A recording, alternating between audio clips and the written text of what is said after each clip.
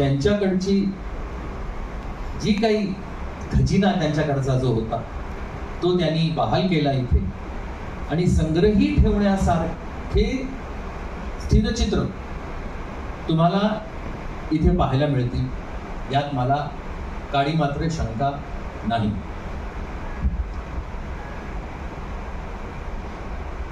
भारतीय चित्रपट सृष्टीला सुरुवात एका मराठी माणसाने केली याचा खूप अभिमान आहे मला. खूप मोठा माणूस आदरणीय दादासाहेब फाळके. आता असं म्हटलं गेलं की दादासाहेब फाळकेंनी भारतीय चित्रपट पहिला बनवला आणि लोकांसमोर आणला.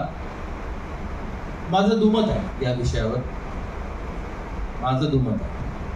माझं म्हणणं असं आहे की दादासाहेब फाळकेंनी पहिला भारतीय मराठी चित्रपट 2013 साली बनवला.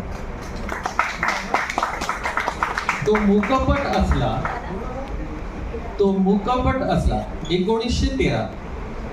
1913 साली. माफ करा, मी मराठीमध्ये जरा अडकलो होतो. मी मराठी माझ्याकरता खूप मोठी, त्यामुळे इकडचे तिकडचे जरा नंबर्स वरती खालती होतात. 100 वर्ष माझ्याकरता आत्ताच कालच सुरू झाल्यासारखी आहे हो.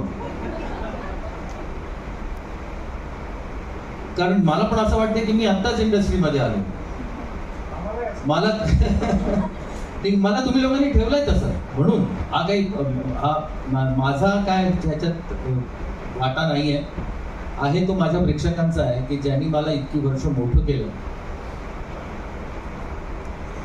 असो, तर 1913 साली त्यांनी जो चित्रपट बनवला तो मूकपट जरी असला तरी माझ्या मते तो मराठी चित्रपट होता.